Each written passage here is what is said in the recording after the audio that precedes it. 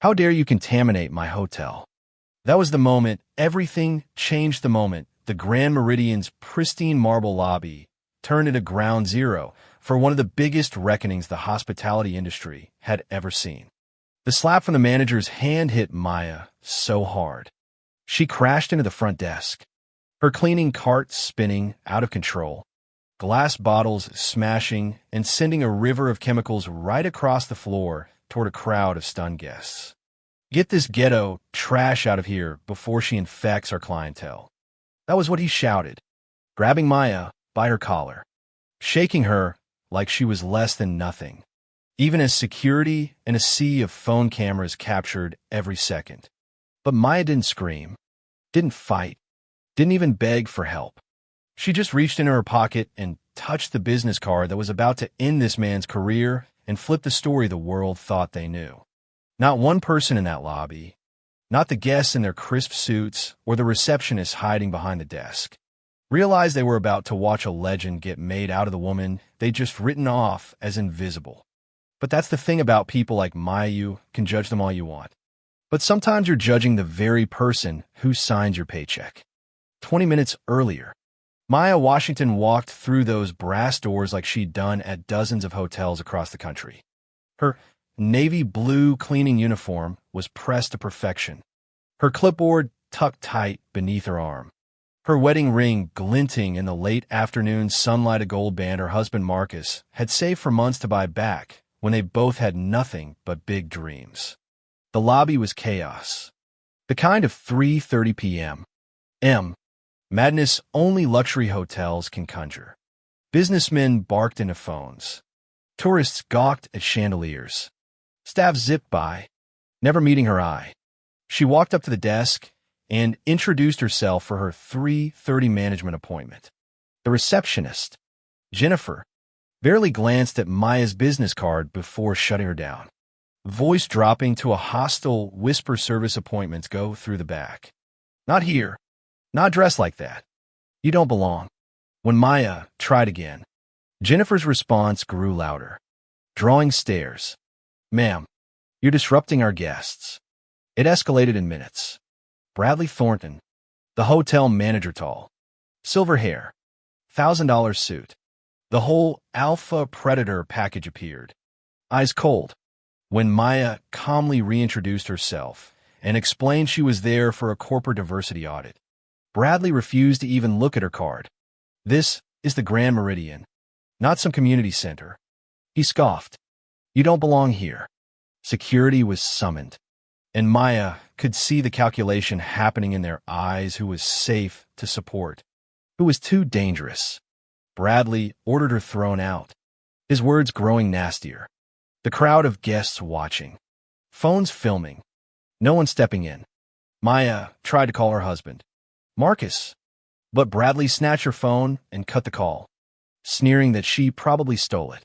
In the background, Chelsea Martinez, a young Latina guest, was quietly live streaming the whole thing to her growing Instagram audience, narrating the racism unfolding in real time. When Bradley demanded Maya get on her knees and apologize to every guest for daring to exist in his lobby, the atmosphere in the room changed. People gasped. Chelsea's live stream exploded. Maya, with a split lip and uniform soaked in cleaning fluid, stood up straighter than she ever had in her life. No, she sighed, no. I won't apologize for being here. I won't kneel for your entertainment. That was when Bradley lost it completely, slapping Maya so hard the entire lobby heard the crack. The humiliation was total.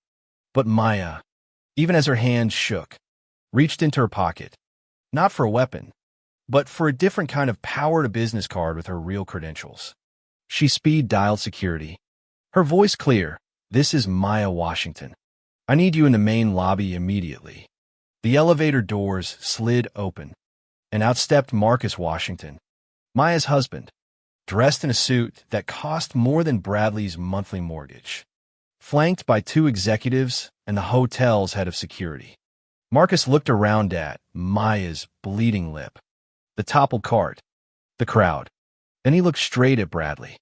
Hello, darling. Maya said, voice steady. It was over in seconds. Marcus addressed, security clear the area. Contain the spill. Bradley stuttered that Marcus wasn't due until the board meeting at 4. That this was all a misunderstanding. Marcus just stepped forward, his words calm and icy, dropping the truth bomb that turned the lobby inside out. Ladies and gentlemen, allow me to introduce my wife, Dr. Maya Washington, majority owner of Washington Hospitality Group, owners of 847 hotels, including this one. The place went silent. Every single person who'd smirked or watched Maya's humiliation now realized they'd just witnessed the destruction of the boss, not the help. Maya pulled up Bradley's employment file on her tablet, reading aloud the 17 formal complaints for discrimination, the sky-high minority staff turnover, the millions paid out in settlements, all under Bradley's management. This wasn't an isolated incident. This was a pattern. Then came the final blow. A Department of Justice investigation had been quietly building a civil rights case against the hotel chain, triggered by an anonymous complaint filed by Maya herself. Today's events, witnessed by more than 60,000 people live and millions more online, were now Exhibit A. Bradley, facing termination without severance and $30 million in personal liability for damages, broke right there in front of the cameras, finally forced to admit what he'd done. The FBI arrived. Maya outlined sweeping changes, zero tolerance for discrimination, outside oversight, financial accountability tied to diversity metrics, a $50 million investment in civil rights, a real-time reporting app, and massive promotions for staff like Marcus Johnson, the young black security guard who tried to do the right thing and risked his job for it. 6 months later, Maya stood before Congress, her cleaning uniform replaced by a power suit, testifying about the transformation she'd sparked not just in her company, but across the entire industry. Discrimination complaints plummeted, minority promotions soared, and the Dignity First initiative became a national model. Even Bradley, broken and humbled, was now forced to speak publicly about the cost of prejudice, living proof that redemption, while rare, is possible after real accountability.